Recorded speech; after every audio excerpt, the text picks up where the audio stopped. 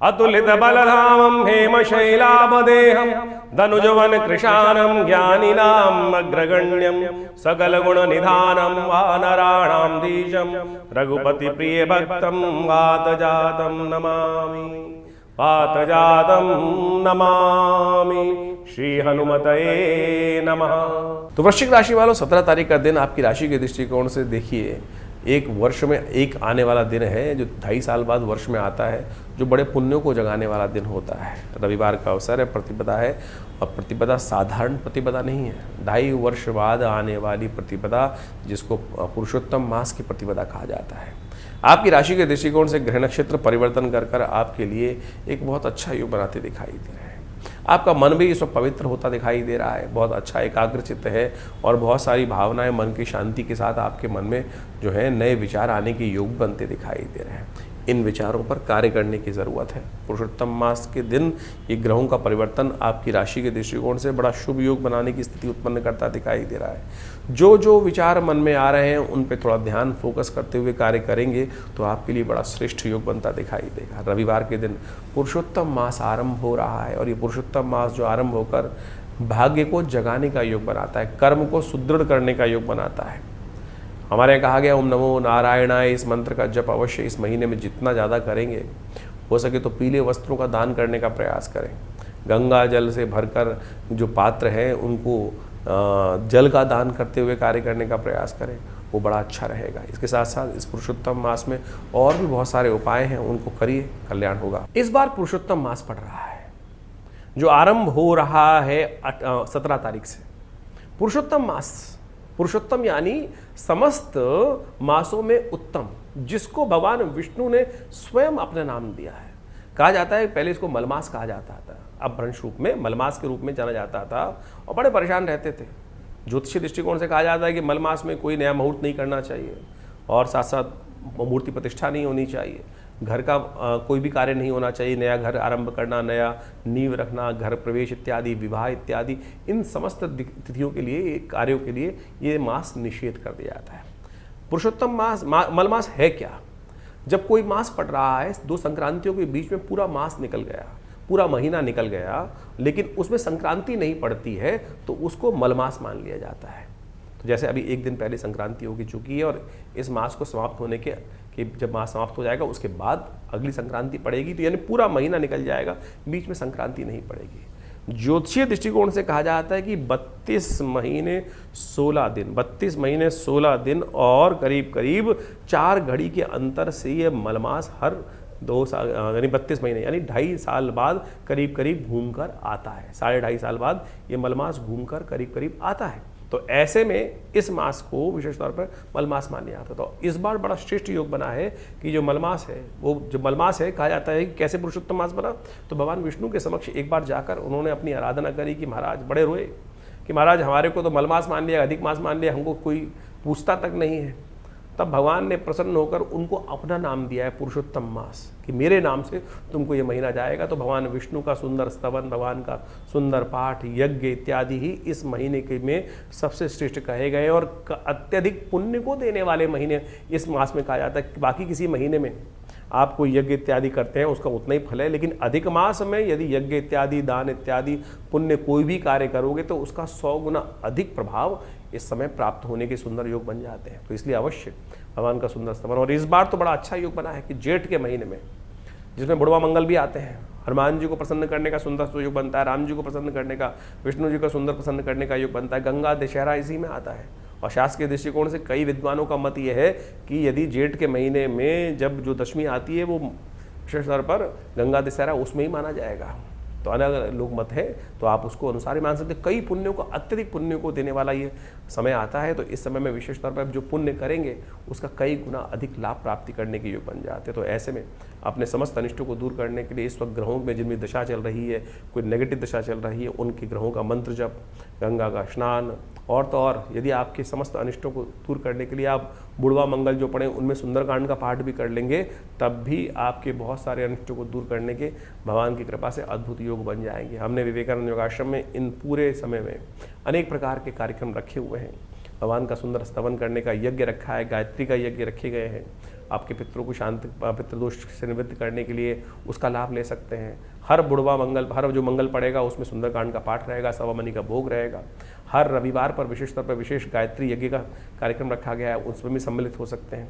तो उन समस्त जानकारी को लेने के लिए आप फ़ोन पर संपर्क साध सकते हैं और अपने भाग्य को जगाने के लिए इन समस्त कार्यक्रमों में स्वयं सम्मिलित होकर भगवान की कृपा से भगवती का दर्शन कर कल्याण के भागी बने। वृश्चिक राशि वालों के लिए 18 तारीख के दिन ग्रह गणना क्या है। सोमवार का अवसर, द्वितीया तिथि विद्यमान है और ग्रह नक्षत्रों के दृष्टिकोण से ये योग आपकी राशि में जो बना हुआ है ये कहीं ना कहीं थोड़ी सी चीज़ों को आपको पूर्वाभास देने का योग बनाता दिखाई दे रहा है। बिल्कुल जैसे होता है ना, इंट्यूशन मन में आ गई पहली बात, बहुत सारे कार्य को ऐसा करते हुए लगेगा अरे मैंने तो पहले सोच रखा था इस कार्य को ऐसा होना है, और ये स्थिति आपको दिखाई देगी। कहीं पहुंचोगे, कहीं जाओगे तो लगेगा पहले आया हुआ हूँ, इस पर कार्य किया हुआ पहला। तो इसलिए जो जो भाव मन में आ रहे हैं मन की सरलता के अनुसार से, क्यों? क्योंकि सूर्य, चंद्र, बुध ये सब ग्रह एक साथ युति बनाकर आपकी राशि में जिस प्रकार से योग बना रहे हैं वो कहीं ना कहीं थोड़ा सा एक नया कुछ उदय करने की स्थिति उत्पन्न करते दिखाई दे रहे हैं। ग्रहों का योग काफ़ी अच्छा है। इस समय में सोमवार का सुंदर अवसर बन रहा है, सर्वार्थ सिद्धि योग बना हुआ है, तो नया कुछ उमंगों के साथ दिन शुभता की तरफ ज़्यादा दिखाई दे रहा है। ओम नमः शिवाय का जप कर कर, शिव का ध्यान कर कर, पार्वती जी का ध्यान कर कर, गणेश जी का ध्यान कर कर दिन को आरंभ करना आपके लिए बड़ा कल्याणकारी रहेगा। 19 तारीख मंगलवार का अवसर, इस दिन ग्रह नक्षत्रों के दृष्टिकोण से कीर्ति योग आपकी राशि में बनकर तैयार हो रहा है।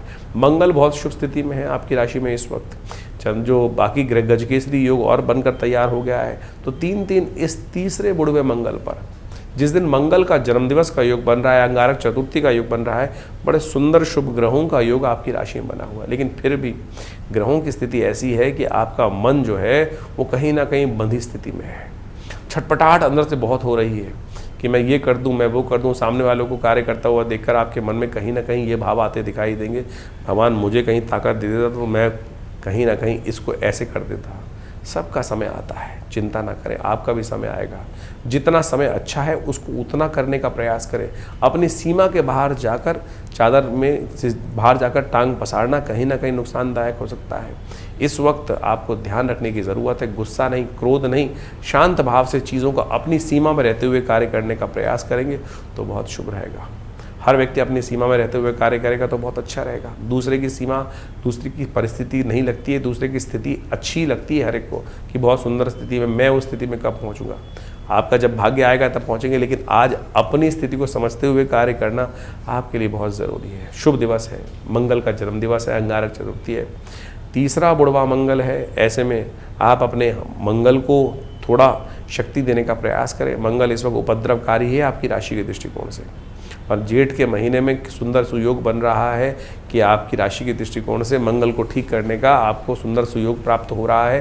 हनुमान जी का स्तवन करें, जो कुछ खास उपाय हैं और जान लीजिए। 19 तारीख मंगलवार के दिन, ये साधारण मंगल नहीं है, इस दिन मंगल के जन्मदिवस का योग बन रहा है। करीब करीब दिल्ली के पंचांग के अनुसार से करीब 2 बजे के आसपास चतुर्थी का आगमन हो रहा है, और चतुर्थी मंगलवार के साथ पड़ने के कारण से अंगारक चतुर्थी बन गई है। और आपकी राशि के दृष्टिकोण से जो योग बन रहे हैं वो आपने समझ ही लिए हैं। इन सबको शांत करने के लिए इस दिन विशेष तौर पर मंगल ग्रह जो आपकी राशि में इन दिनों बड़े अजीब से अच्छे से योग बना रहे हैं, लेकिन शनि से आगे चलते हुए कहीं ना कहीं थोड़े अनिष्टकारी भी हैं, थोड़ा सा कहीं ना कहीं विप्लव भी उत्पन्न करने के योग बना सकते हैं। तो उनको शांत करने के लिए विशेष तौर पर हनुमान जी का सुंदर स्तवन करने की आवश्यकता है, हनुमान जी के मंत्रों का जप करने की आवश्यकता है। सुंदरकांड का पाठ करना सबसे कल्याणकारी रहेगा। इस दिन ग्रह नक्षत्रों को परिवर्तन करते हुए शुक्र महाराज जो हैं वो आर्द्रा नक्षत्र में प्रवेश करते दिखाई दे रहे हैं, और शुक्र का आर्द्रा नक्षत्र में प्रवेश करने के कारण से शुक्र जो है और ताकत में आ जाएंगे, और ये कहीं ना कहीं थोड़ी सी जो अजीब सा जो भूख है मन में जगाते दिखाई दे रहे हैं। रिलेशनशिप्स को प्राप्त करने के लिए, कहीं ना कहीं सुख की आकांक्षा के लिए और सफलता की आकांक्षा के लिए आउट ऑफ द वे जाकर आप आगे बढ़ते दिखाई दे रहे हैं, क्योंकि मंगल इसमें पूर्ण ताकत में है। वो आपके साहस को भी कहीं ना कहीं दुस्साहस में परिवर्तन करने की स्थिति उत्पन्न कर सकते हैं। ऐसे में हनुमान जी का साथ लेने का प्रयास करें। हनुमान जी वो गुरु हैं कि जो आप पर सदा सही रूप से अंकुश लगाने का प्रयास करते हैं, जितनी शक्ति आवश्यकता होती है उतनी देने का प्रयास करते हैं। तो इस कलिकाल में हनुमान जी से जागृत देवता कोई और हो नहीं सकता है, और इस कलिकाल में वो सदा अजर अमर हैं, हमारे साथ विराजमान रहेंगे। जब हम राम जी का स्तवन करेंगे, भगवान का सुंदर स्तवन करेंगे।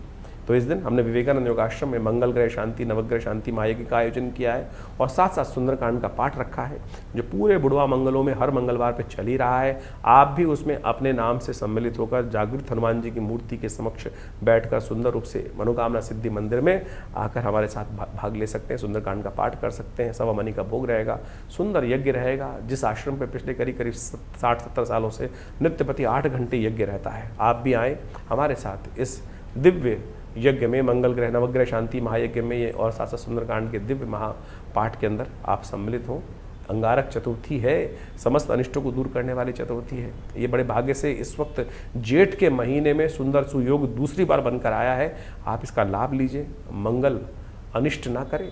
और ऐसे में इस वक्त ग्रहों की स्थिति देखें कि और इस वक्त बुध और विशेष तौर पर बृहस्पति जो है, शुक्र और बुध जो है स्थान परिवर्तन करके बैठे हुए हैं और बुध अस्त चल रहे हैं और शुक्र और बृहस्पति एक साथ एक ही राशि में विराजमान है। आपकी बुद्धि को भ्रमित करने के लिए अलग अलग रास्तों पे डालते दिखाई दे रहे हैं, इधर का चयन या उधर का चयन, इधर जाएं या उधर जाएं। मनोमस्तिष्क शुक्र दैत्य गुरु हैं और बृहस्पति जो है देव गुरु हैं। दोनों गुरु ज्ञानवान हैं लेकिन अपने अपनी तरफ आकर्षित करते हैं और उसी कारण से अपनी अपनी तरफ आकर्षित करने के कारण से दैत्यों और देवों का युद्ध भी कई बार हुआ। तो यानी दोनों के दोनों आगे बढ़ना चाहते हैं, सफलता प्राप्त करना चाहते हैं, लेकिन अलग अलग मत के अनुसार से द्वंद्व भी उत्पन्न करते हैं। वो द्वंद्व ना उत्पन्न हो इसलिए हनुमान जी हमारा सहारा दें। इसलिए सुंदरकांड का पाठ करें, हनुमान जी का स्तवन करें। इस सुंदर योग में आपके जीवन में कल्याण का योग बनेगा। 20 तारीख बुधवार का अवसर, चतुर्थी तिथि विद्यमान है और ग्रह नक्षत्र के दृष्टिकोण से ग्रह करीब करीब आपके लिए कुछ नए रास्ते खुलते दिखाई दे रहे हैं। उन नए रास्तों का लाभ आप लेने का प्रयास कीजिए। हम अपने राशि के दृष्टिकोण से इस वक्त जो है जितनी स्थिति में है, बहुत सारी चीज़ों को मैनेज करने के लिए बहुत अच्छे हैं। बुध अस्त होते हुए भी थोड़ी सी यदि उसको शक्ति मिल जाए तो बहुत कुछ अच्छी स्थिति को चीज़ों को करने का योग बना सकते हैं। लेकिन वर्क का, काम का ओवरलोड ना लेके चले। सहयोग लेने के लिए बहुत सारे लोग तैयार होते हैं, लेकिन हम जो होते हैं अड़ियल पने के कारण से कई बार क्या होता है, अहंकार की भावना से ग्रसित हो जाते हैं और हम अपने आप को सरलता से उपस्थित नहीं कर पाते हैं। इस वक्त थोड़ी सरलता चाहिए, सरलता से चीज़ों को समझते हुए कार्य करेंगे। शांति चाहिए, शांत होकर थोड़ी देर बैठे, आंख बंद कर श्री गणेश का ध्यान करें और फिर लग जाए। देखिए शोक भी दूर होगा, विजय भी प्राप्त करने के श्री गणेश सुंदर सुयोग बनाए। ये जेठ का महीना चल रहा है और जेठ के महीने में जिस प्रकार से भारतीय संस्कृति में इसके पुण्य को बताया गया है, ये आराधना का सबसे श्रेष्ठ महत्व कहा जाता है। भारतीय संस्कृति में पंचांग के अनुसार से देखें तो वैशाख के बाद और आषाढ़ से पहले ये ग्रीष्म ऋतु का भयावह काल माना जाता है। इसमें 9 तपा भी आता है। 9 दिन ग्रीष्म ऋतु के सबसे जो भयंकर होते हैं वो इसी जेठ के महीने में आते हैं। तो इसलिए भारतीय संस्कृति में इस महीने को विशेष तौर पर बड़े शांत भाव से जीवन को चलाने के लिए कहा गया है। दोपहर में थोड़ी देर शयन करने का नियम शास्त्र में बनाया गया है। तो जिस प्रकार से कहा गया कि वैशाख में खेल, जेठ में जो है धूप में बहुत ज़्यादा बाहर नहीं निकलना चाहिए। 9 तपा के दिन जो ग्रीष्म ऋतु के अनुसार से भी सबसे श्रेष्ठ माने जाते हैं कि उसमें यदि गर्मी पड़ेगी तब आगे जाकर उस प्रकृति का भी आनंद पूर्ण प्राप्त करने के योग बनेंगे।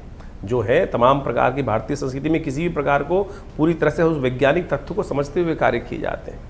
और भारतीय संस्कृति के अनुसार से इस समय में सनातन पद्धति के अनुसार से भगवान हनुमान जी के लिए सबसे श्रेष्ठ काल माना जाता है। एक से एक बड़े उत्सव इस जेठ के महीने में आते हैं। वट सावित्री का व्रत अपने आप में ऐसा है कि जो आपकी आत्मसंकल्प शक्ति जो है उसके द्वारा असंभव से असंभव कार्य व्यक्ति कर सकता है। सावित्री स्त्री जिसको हम कहते हैं कि सबसे कोमल मानी जाती हैं, सरल मानी जाती हैं और जब भारी कार्य करने के लिए उनको कहा जाता है कि आप पीछे हटें, आदमी करेंगे। लेकिन वट सावित्री का व्रत वो संस्कृति का एक ऐसा उदाहरण है कि असंभव कार्य जो सत्यवान की मृत्यु के बाद साक्षात यमराज से अपने पति को वापस ले आए सतीत्व का एक पराकाष्ठा का उदाहरण है जिसको हमें समझना चाहिए। यानी आप अपने संकल्प के द्वारा कितना असंभव से असंभव, मृत्यु को एक ऐसा सत्य कहा गया है कि वो कटती नहीं है, लेकिन सत्यवान के जो यदि आप उदाहरण समझें, सावित्री ने अपनी साधना से, अपनी विशेष तौर पर अपनी साधना को आत्मशक्ति के बल पर यमराज तक को भी वहाँ नतमस्तक करा दिया और उनके यमपाश से मुक्त कराकर सत्यवान को वापस ले आते हैं। तो ये केवल आपकी साधना का चमत्कार है। उसी दिन विशेष तौर पर यदि भारतीय संस्कृति में देखें तो उस दिन एक पर्व होता है, शनि जयंती कहा जाता है। शनि दंडाधिकारी हैं और हमने अभी आपकी राशि के अनुसार से उसको प्रभाव को समझाया ही कि क्या प्रभाव आप पे पड़ने वाला है। तो शनि जयंती के दिन आप सब आनंद भाव से परमात्मा का स्मरण करने का सुंदर प्रयास करें। और हमने जैसा आपको बताया कि विवेकानंद आश्रम में आज भारतीय संस्कृति में, भारत के देश में एक बड़ा अजीब सा प्रभाव चल गया है कि लोग हर चौक पर शनि का पूजन बनाकर हर चौक पे कहीं ना कहीं शनि को रख देते हैं ले जाकर। ये यानी इस क्या स्थिति हम लोगों ने कर दी है। हमारे यहाँ पंचदेव उपासना की विधि बताई गई है सनातनियों में, और प्रधान देवताओं की उपासना करने में उनमें शिव भी आते हैं, शिव के अंश हमारे यहाँ विशेष तौर पर हनुमान जी माने गए हैं। तो हनुमान जी की सुंदर आराधना करें। हनुमान जी का स्वयं आशीर्वाद है शनि का कि जो उनकी आराधना करेंगे शनिदेव उन पर कभी भी अपना नेगेटिव प्रभाव, दुष्प्रभाव नहीं देंगे। ये साक्षात शनि महाराज ने, जब हनुमान जी ने उनको रावण की दासत्व से मुक्त कराया था, तो इसलिए हमने आश्रम पर बड़ी सुंदर तरीके से एक पद्धति विकसित करी है कि 100 पाठ जो शतबार पाठ पढ़ जोई छूटई बंद महासुख होई। तो इस शनि जयंती के दिन 16 मई के दिन, शनिवार के दिन ही शनि जयंती पड़ रही है। उस दिन शाम को करीब 5 बजे से सुंदर यज्ञ आरंभ होगा, शनि ग्रह शांति महायज्ञ, और उसके बाद पूरी तरह से 100 पाठ हनुमान चालीसा के 6-7 घंटे लगेंगे।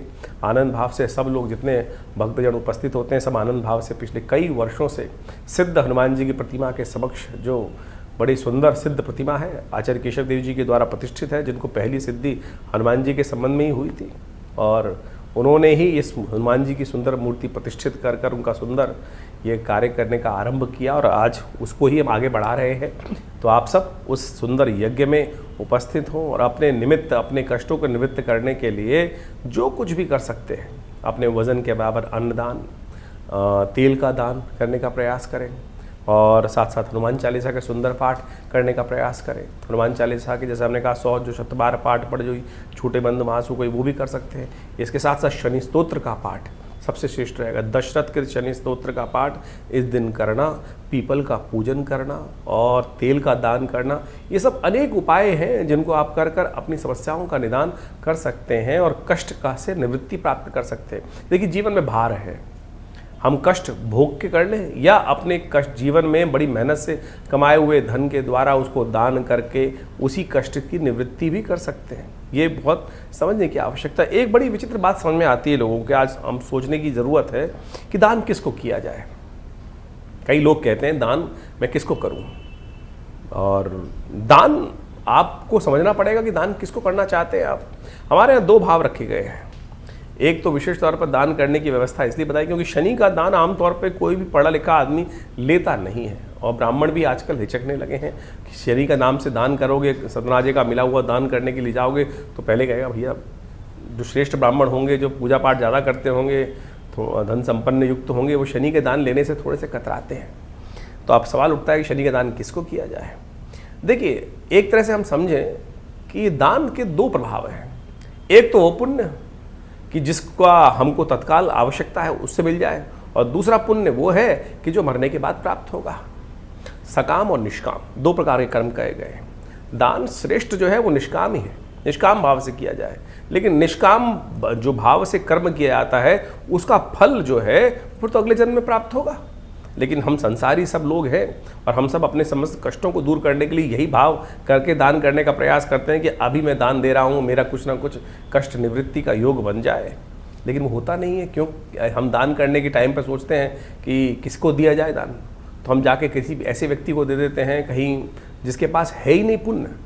जिसके पास कुछ पुण्य हो उसी से तो आपको तुरंत लाभ मिलेगा। जैसे किसी ब्राह्मण से आपने अपना पूजा पाठ कराया, और पूजा पाठ कराने के बाद उन ब्राह्मण पंडित जी ने आपके निमित्त कुछ मंत्र जप किया और उनको आपने दान किया, तो वो पुण्य आपको मिल जाएगा। तो यानी वो पुण्य हाथ के हाथ आपको प्राप्त हो गया। अब जिस व्यक्ति को आप दान देने जा रहे हैं, कोई भी व्यक्ति रास्ते में खड़ा है शनि के निमित्त, कोई भी जैसे दिव्यांग व्यक्ति, कोई भी, किसी को भी आप दान करने की सोचते हैं, पुण्य तो मिलेगा। जब भी वो अर्जित करेगा पुण्य, उसका तो अकाउंट से निकल कर आपको मिल ही जाएगा, लेकिन वो फिर मिलेगा अगले जन्म में जाकर। तो इसलिए अब आपके ऊपर सोचना है कि आप दान किसको करना चाहते हैं, कैसे करना चाहते हैं। तो सांकेतिक भाव से हमने आपको इस तथ्य को समझाने का प्रयास किया है, तो उसके अनुसार से आप कार्य करने का प्रयास करें। तो इस सुंदर शनि जयंती पर अनेक भारतीय संस्कृति में उत्सव चल रहे हैं। उसके साथ साथ जेठ के महीने में अभी तो एक बड़ा सुंदर भाव चल रहा है। जितने भी मंगल आते हैं, इन जेठ के मंगलों में जितने मंगल आते हैं वो सारे के सारे जो मंगल हैं बड़े मंगल माने जाते हैं, मुड़वा मंगल माने जाते हैं, हनुमान जी को प्रसन्न करने के अद्भुत योग। और हनुमान जी के संबंध में कहा गया है वो सदा अजर अमर है भगवती की कृपा से, और उनको के निमित्त जो पाठ किया गया हनुमान चालीसा के अंदर एक लाइन और आती है, और देवता चित्त न धरहि हनुमत से ही सर्व सुख करहि। संसार में समस्त देवतागण इस संसार को छोड़ के चले जाते हैं अपने काल के अनुसार से, लेकिन हनुमान जी जो प्रत्यक्ष है वो आज भी यहीं विराजमान है। और भक्तों पर कृपा करने के लिए हमारी भारतीय संस्कृति के अनुसार से हमारे दो देवता कहे गए हैं जो सदा आपको आपके पुण्यों को देने वाले होते हैं देवताओं में।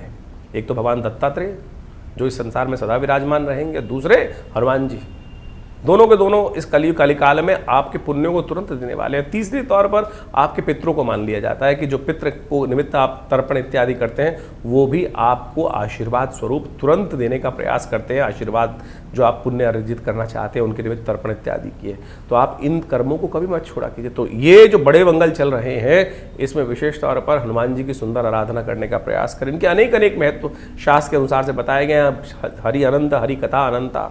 तो कई जगह शास्त्र में ऐसी ही बात मिलती है कि हनुमान जी उनके भगवान राम के काल में सबसे पहले भगवान से इन दिनों मिले थे, तो मंगलवार का ही दिन था, जेठ का मंगल का ही सुंदर योग था, तो इसलिए इस मंगल का बड़ा महत्व बन जाता है।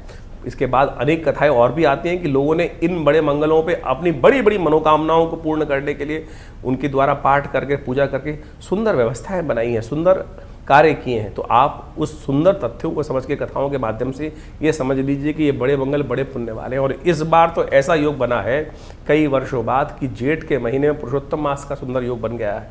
तो आप इस सुंदर मास का लाभ लें कि 4 की बजाय 8 बड़े मंगल इस वर्ष 2026 में हमको मिल रहे हैं। और शनि मंगल का भी टकराव खत्म होकर चुका ही है। और ऐसे में शनि मंगल जब आमतौर पे हमने ज्योतिष गणनाओं के अनुसार से देखा कि शनि मंगल जब एक साथ होते हैं आमतौर पे लोग को लगता है कि बड़ा भयावह योग बनता है, लेकिन इतना अनिष्ट नहीं करते हैं। लेकिन जब शनि मंगल पास पास होते हैं, एक राशि पीछे या एक राशि आगे होते हैं, तब ज़्यादा भयावह स्थिति उत्पन्न कर देते हैं। तो इसलिए जब तक ये यहाँ शनि महाराज के से एक राशि आगे मंगल चल रहे हैं और मंगल पूर्ण ताकत में आ गए हैं इस समय में, तो ये मान के चलें 20 जून तक ये बड़े मंगलों का योग भी बढ़ने वाला है। तो अपने परिवारजन की रक्षा के लिए तो ऐसे में जो भयावह स्थिति उठापटक का वातावरण अभी शांत होने तक दिखाई नहीं दे रहा है, कहीं ना कहीं कुछ ना कुछ उठापटक गलत प्रकार की होने के योग गलत तरह से फिर भी बन सकते हैं। तो उसके लिए अवश्य हर मंगल के मंगल कम से कम सुंदरकांड का पाठ, हनुमान चालीसा का सुंदर स्तवन अवश्य करने का प्रयास कीजिए। हो सके तो हमारे यहाँ कहा गया है कि रक्षा कवच धारण करना चाहिए हर वक्त। हनुमान जी का रक्षा कवच, हनुमान जी का जो धागा है सुंदर रूप से उसको धारण करने का प्रयास करें। हनुमान जी के मंत्र से सिद्ध धागा जो धारण कर लेते हैं, कहा जाता है उनके बहुत सारे कष्ट दूर होने के सुंदर सुयोग बन जाते हैं। तो इस प्रकार से जो हमने आपको पहले भी बताया उस हनुमान जी के सुंदर धागे को धारण करने का प्रयास करें। भगवान की कृपा से आपके बहुत सारे कष्ट दूर होने के अद्भुत योग बनते रहेंगे। तो इस प्रकार से ज्येष्ठ के महीने में जिस प्रकार के योग बने हैं उन सब का रास्ता, निवारण का मार्ग भी हम आपको आपके समक्ष उपस्थित करते रहते हैं। और ज्योतिष को सरल रूप से कथाओं के माध्यम से इसलिए है क्योंकि कथा टेस्टिमनीज हैं, कथा निष्कर्ष हैं। हमारे यहाँ हर व्रत में हर कहीं ना कहीं पुण्यों को प्राप्त करने के लिए, चाहे भागवत कथा, श्रीमद् जो है अनेक प्रकार की कथाओं, देवी भागवत की, श्रीमद् भागवत की कथा, शिव पुराण की कथा ही कथाएँ हैं। और कथा से क्या होता है, मन एकाग्र होता है, बुद्धि के जो पाप है वो दूर हो जाते हैं। तो जो हम ज्योतिष विज्ञान के इस कार्यक्रम में कथाएं डालते हैं, बहुत सारे लोग कई बार अपने कमेंट कर देते हैं कि ज्योतिष नहीं बता रहे हैं, कथा बता रहे हैं। उपाय जो बता रहे हैं वो कथा के माध्यम से ही बता रहे हैं। आपको सुन लीजिए, आपके कष्ट दूर हो जाएंगे। और भगवान की कृपा से आप सत्य माने, ये जो निष्कर्ष है वो सत्य है और आपके लाभ के लिए ही है। तो आप आइए हमारे इस कार्यक्रम में, जो हमारे यहाँ आश्रम पे चलता है, नित्यपति यज्ञ चलता है करीब 8 घंटे, उसमें भी आप सम्मिलित हो सकते हैं। भगवान का नित्यपति यज्ञ जो चलता है, उसके अलावा हर मंगलवार हर सुंदरकांड का पाठ बड़े वृहद रूप से होता है। सवा मनी का भोग सुंदर रूप से लगता है। आप आएंगे, माँ भगवती के सुंदर दर्शन करेंगे। जो 500 साल भगवती पुरानी प्रतिमा है, भगवती की बड़ी प्राचीनतम सिद्ध प्रतिमा है। आइए, पाकिस्तान से आई उस भगवती की दिव्य मूर्ति के दर्शन कर अपने भाग्य को जगाइए।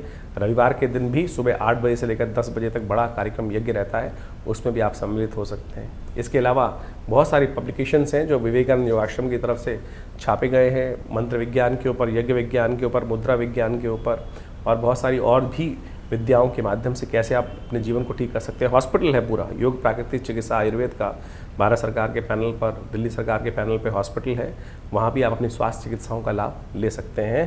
तो इस प्रकार से हमारी संस्था पिछले करीब 60 सालों से विभिन्न क्षेत्रों में कार्य कर रही है। आपका साथ मिलेगा तो और ज़्यादा जनसेवा होने के सुंदर सुयोग भी बनेंगे।